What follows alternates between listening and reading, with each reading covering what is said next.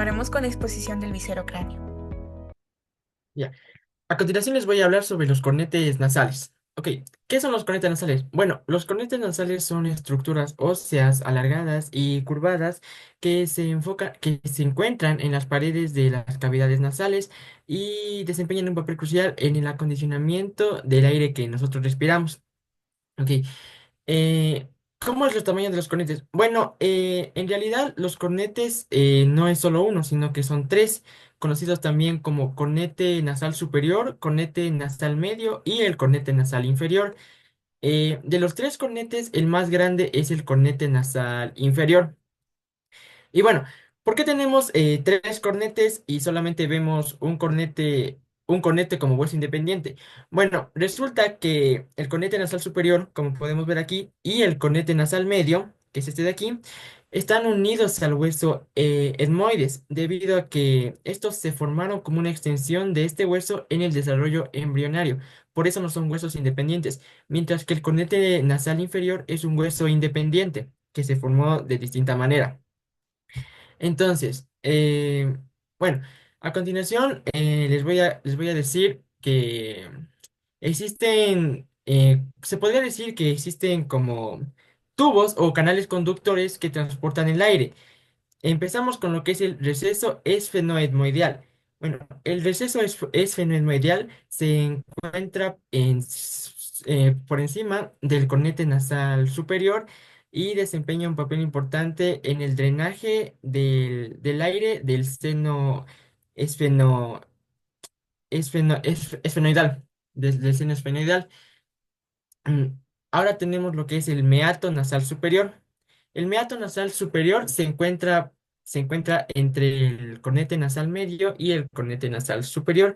Y este se comunica con las celdillas esfenoidales superiores, que son igualmente unas cavidades llenas de aire que se encuentran en el hueso etmoides, mientras que el receso esfenoidmoideal son cavidades llenas de aire que se encuentran en el hueso esfenoides. Y ahora tenemos el meato nasal medio. El meato nasal medio se encuentra por debajo del conete nasal medio y por encima del conete nasal inferior. Este, este recibe el aire que vienen de los senos frontales mediante una cavidad y, y mediante una cavidad, o se puede decir como que es un tubo de embudo, que se lo conoce también como infundíbulo etmoideal, que baja por los senos frontales hacia este meato nasal medio. Ya. Bueno, eso sería por parte del cornete nasal superior y el cornete nasal medio.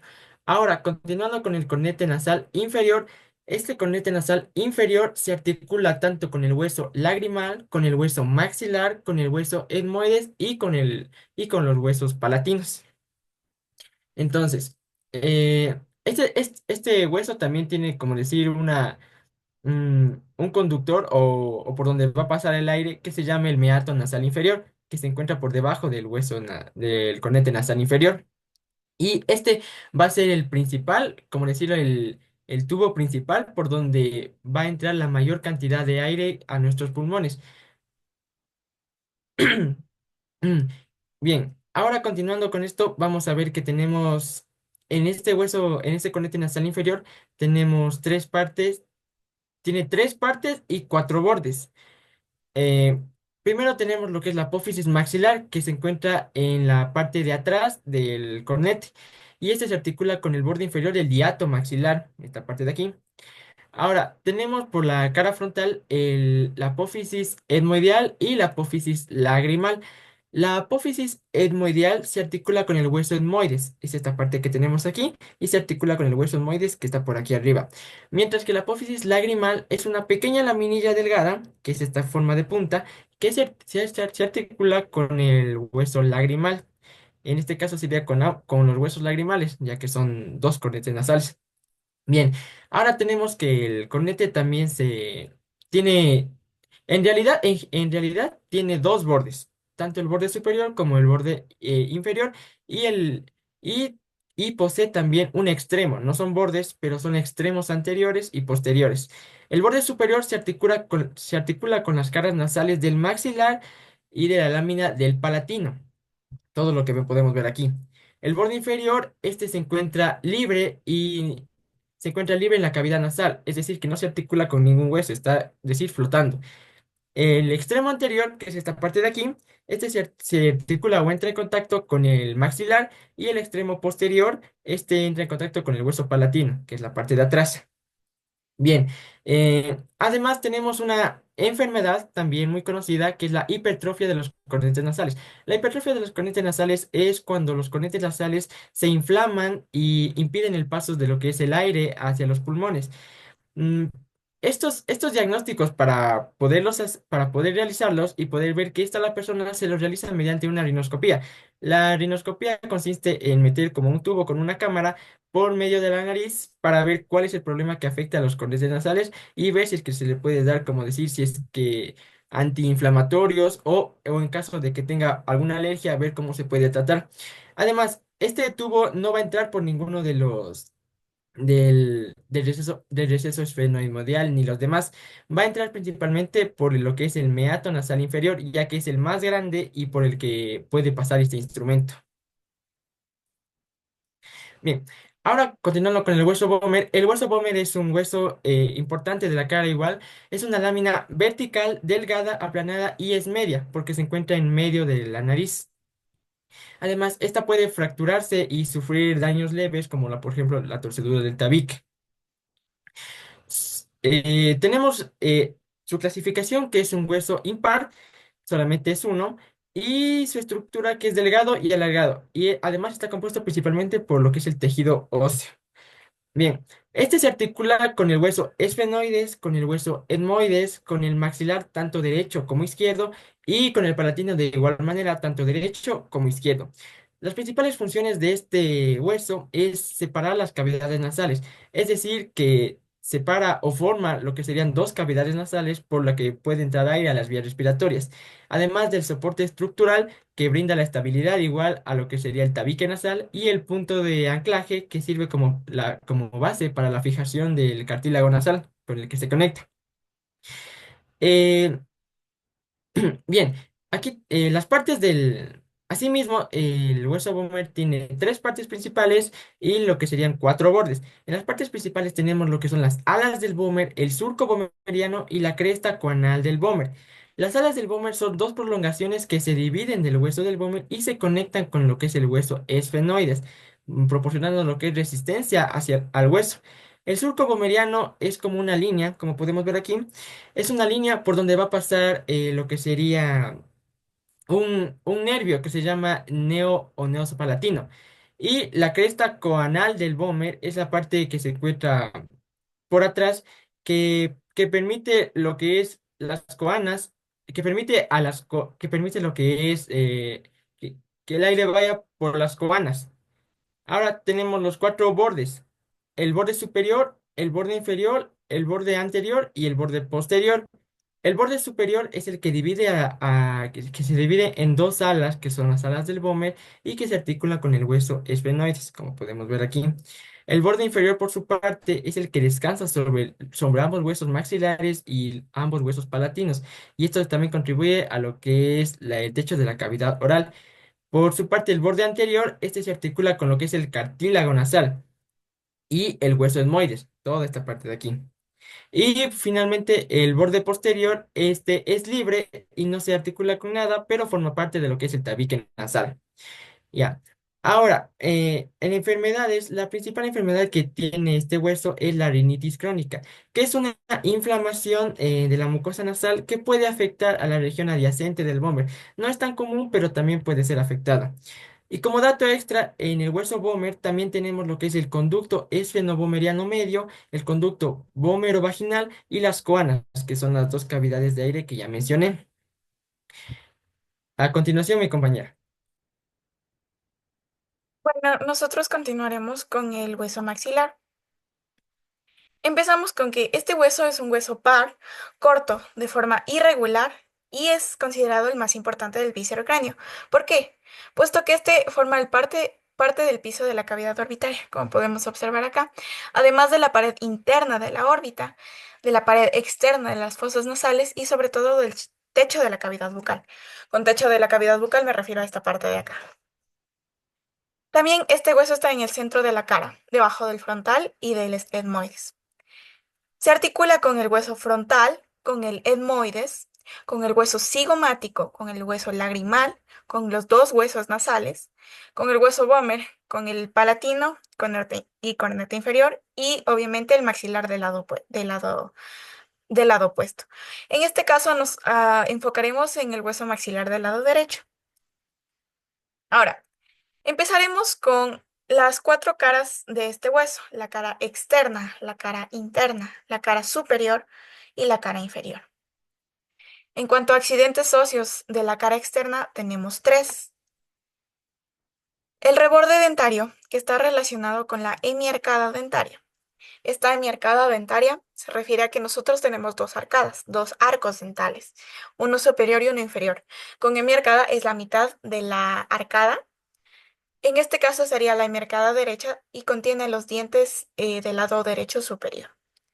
La eminencia canina, que es esta parte de acá, que más que todo se encarga de proteger a las raíces de nuestros dientes.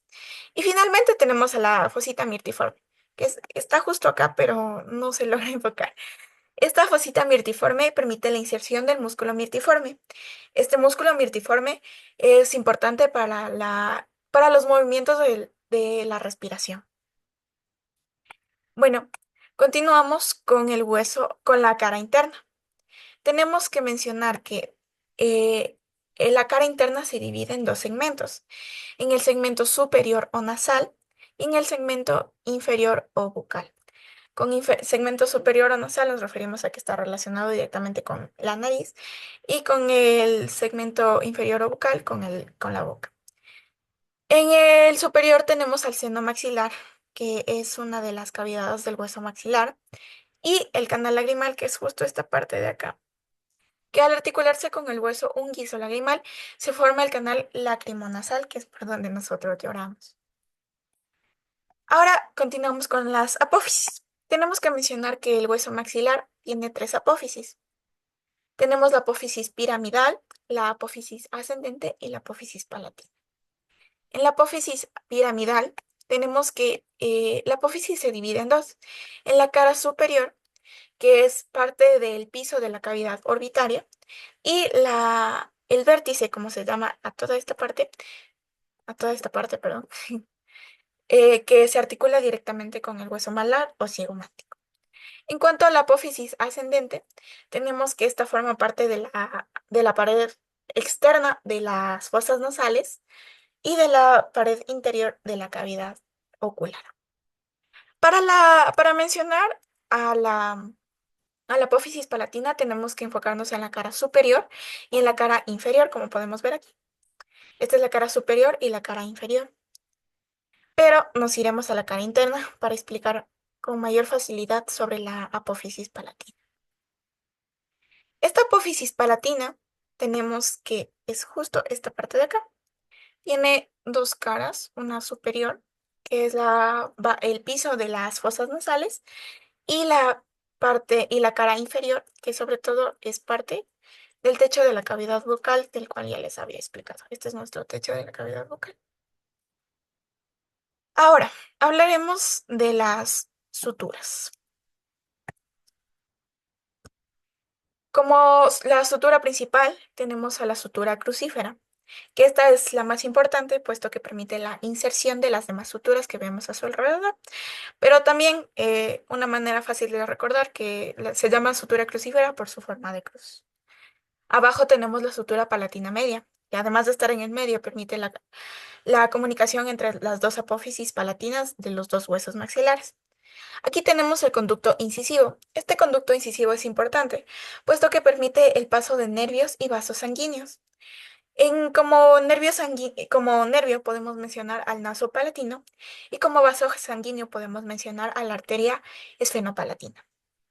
Luego continuamos con la sutura maxilar palatina, que esta más que todo se encarga de encontrar la comunicación entre el hueso maxilar con los demás huesos importantes en la masticación.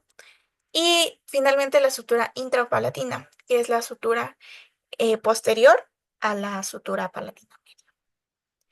Para finalizar, continuamos con las funciones que en conjunto con la mandíbula, el maxilar y la mandíbula envían fuerzas a los dientes para que ocurra este proceso de trituración de alimentos y poder alimentarnos. Como les había mencionado antes, tenemos que se alojan a los senos maxilares, que son justo estos de acá, importantes para la resonancia de la voz y y el drenaje de secreciones. Una enfermedad eh, conocida es la fisura labiopalatina. Esta es la segunda malformación congénita en niños al nacer y se le conoce como paladar hendido. Este es importante también. Necesita una cirugía reconstructiva, sobre todo para recuperar las funciones de este hueso importantes en la respiración. Ahora continuamos con el hueso palatino. Este hueso es un hueso interior, por eso no lo podemos tocar directamente, a diferencia de los demás huesos. Este también es un hueso par, corto y de forma irregular. Este se encuentra en la parte posterior, o sea, en la parte de atrás del hueso maxilar, entre la cavidad nasal y cavidad ocular. Aquí podemos ver el hueso palatino desde distintas vistas. Es el verde que se indica acá, acá en la vista lateral y acá con un corte sagital. En cuanto a sus articulaciones, tenemos que se articula con el hueso esfenoides, con el etmoides, con el maxilar, con el vómer, que está justo en la parte de acá, el cornete inferior correspondiente, si es izquierdo o derecho, y el palatino del lado opuesto. Porque en este caso nos enfocaremos en los dos. Ahora, en cuanto a las partes, tenemos que ambos tienen, tanto palatino izquierdo como derecho, tienen las mismas partes. Tenemos la escortadura palatina, que se articula directamente con el hueso maxilar. Luego tenemos la apófisis orbitaria, que es importante para la formación del piso de la cavidad orbitaria. Luego tenemos la apófisis esfenoidal, que se articula directamente con el esfenoides, como su nombre lo indica, pero también sirve para estabilizar la base del cráneo. Continuamos con la cresta turbinal, que esto es importante para la unión del cornete inferior, en este caso del cornete inferior derecho. La porción vertical, esta porción vertical es parte de la pared lateral de las fosas nasales. La cresta nasal, que en conjunto con el vómer completan el tabique nasal. La porción horizontal, forma parte del paladar duro, del cual ya se les hablará más adelante. Y finalmente la apófisis piramidal, que permite la comunicación entre del hueso palatino con el hueso maxilar y el esfenoides. Ahora sí, hablaremos del hueso del paladar duro y el paladar del cual se les había mencionado. Nosotros en el interior de nuestra boca tenemos dos tipos de paladares, el paladar duro, que es el que se ve acá, y el paladar blando, con la única diferencia que el paladar blando está formado únicamente por por tejido carnoso o blando, mientras que el paladar duro está formado por el hueso maxilar y por el hueso palatino. Ayuda a delimitar las cavidades nasal, bucal y orbitaria, puesto que forma parte de sus paredes y limita sus estructuras. Y aquí tenemos la enfermedad de la fisura del paladar, que esta es de igual manera una malformación congénita, pero esta es al interior y su cirugía es de manera interna. Esta impide la correcta unión del paladar y es por eso que los niños tienen dificultad al masticar y sobre todo al hablar. Continuamos con el hueso cigomático. Este de igual manera es un hueso par, corto de forma irregular y también se le conoce como hueso malar, forma parte del pómulo. Este está en la parte superior y lateral de la cara, debajo del frontal y delante del temporal. O sea, debajo del frontal y delante del temporal. Tenemos que conformar la pared lateral de la órbita, como podemos ver aquí, o si se pueden sentir, que es esta parte de acá. La parte del piso de la órbita, que es justo esta parte de acá, y la región prominente de la mejilla, que es donde, como ya nos había explicado la Alicia, en donde las mujeres comúnmente se ponen el rubor. Hablaremos de sus dos caras, la cara externa y la cara interna. En la cara externa, perdón, podemos mencionar a sus tres apófisis. La apófisis frontal, que es importante para la formación de la cavidad orbitaria al articularse con el frontal. La apófisis maxilar, al articularse con el maxilar, forman un lado de la cara. Y la apófisis temporal, que es esencial para la formación de la prominencia de la mejilla. Cabe recalcar que estamos viendo en este lado, en este caso, hueso malar o cigomático del lado izquierdo. Y aquí podemos ver de manera agrandada el hueso malar del lado derecho. Es por eso que podemos aquí distinguir claramente la cavidad orbitaria. De la apófisis frontal ya habíamos hablado. Tenemos que la cara orbitaria forma la pared de la órbita. El foramen cigomático es importante porque es un conducto por donde pasan los nervios y vasos sanguíneos para la órbita. En cuanto al margen infraorbital, podemos mencionar que este es esencial para para delimitar la cavidad ocular más que todo. Tenemos aquí el foramen cigomático facial, que la diferencia con el foramen cigomático orbital es que el foramen cigomático facial permite el paso de nervios y vasos sanguíneos hacia la piel de la cara y sobre todo la mejilla. Y bueno, de la apófisis frontal ya habíamos hablado. Continuamos con la cara interna de nuestro hueso cigomático. Este hueso cigomático tiene dos fosas que se pueden distinguir aquí, la fosa temporal y la fosa infratemporal, con la diferencia que la fosa temporal permite la comunicación entre la cavidad temporal y la fosa infratemporal, permitiendo así la inserción del músculo temporal. Este es esencial para el movimiento de la mandíbula. Y la fosa infratemporal funciona como conducto para nervios y vasos sanguíneos en la región infratemporal y los huesos importantes para la masticación. En cuanto a las suturas, hablaremos principalmente de dos suturas. La sutura frontocigomática, que es la parte de acá, y la sutura maxilomalar, que es justo esta parte.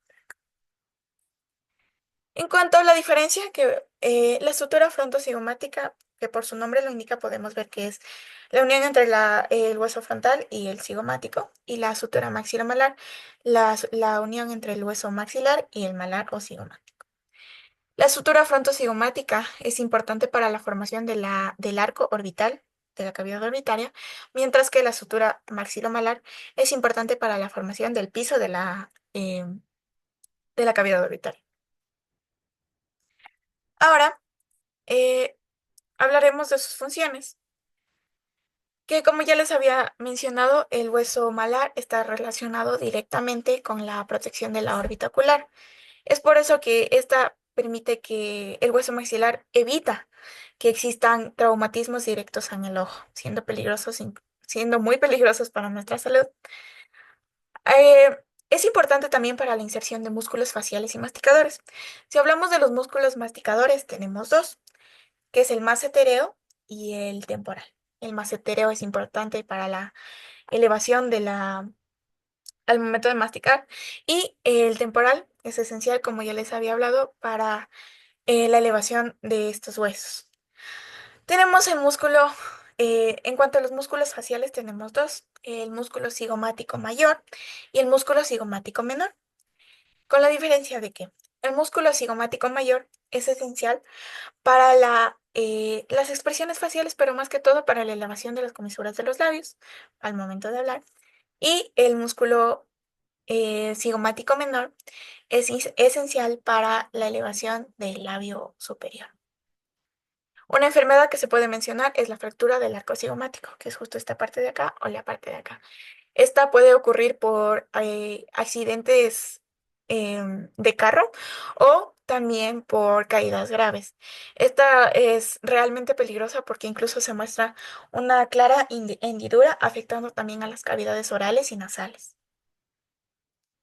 Y por último tenemos a la mandíbula, que es el hueso impar, es el hueso más grande y fuerte del viscerocráneo y es el único hueso móvil, puesto que si es que la mandíbula no se moviera no podíamos hablar, masticar ni tragar. Y como podemos ver tiene forma de herradura. Este encuentra en la parte inferior de nuestra cara o debajo del maxilar superior. La Lising nos había mencionado sobre la articulación temporomandibular o ATM. Esta es, como su nombre lo indica, es la unión entre el hueso temporal y la mandíbula. Aquí podemos ver sus partes. Aquí tenemos el hueso temporal, el disco, el conducto auditivo del oído, los nervios y el condilo mandíbular. Con la mención de que El disco actúa como una almohadilla para que el cóndilo mandibular, que es este de acá o este de acá, no se roce con el hueso temporal y así exista un correcto movimiento. Aquí les puse un video para que puedan observar cómo es el movimiento de nuestra mandíbula, cómo actúa esta articulación, la articulación temporomandibular al momento de abrir y cerrar nuestra boca. Como podemos ver, aquí el disco está actuando como almohadilla y es así que el cóndilo mandibular no se roza con el hueso temporal. Y el músculo de acá es el músculo pterigoideo. Este músculo pterigoideo es importante para para el movimiento lateral y abrir y cerrar nuestra mandíbula. Tenemos que la mandíbula es importante para el sostén de los dientes inferiores, además de que obviamente forma parte de la cavidad oral inferior y es la base de para los músculos, es la base para la inserción de los músculos faciales y masticadores, que ya habíamos hablado en el hueso anterior, que es el massetero, el temporal y demás. Y en este caso, el músculo pterigoideo. Ahora, antes de continuar, nos iremos a la cara lateral para mencionar que la apófisis, empezamos por la apófisis coronoide. Esta es importante para la inserción del músculo temporal. Luego por acá tenemos la cabeza mandibular, que es la cabeza del cóndilo mandibular. La fovea pterigoidea, que permite la inserción del músculo pterigoideo para la masticación o abrir y cerrar nuestra boca. Y la apófisis condilar en conjunto con o al articularse con el hueso temporal es que forman la articulación temporomandibular.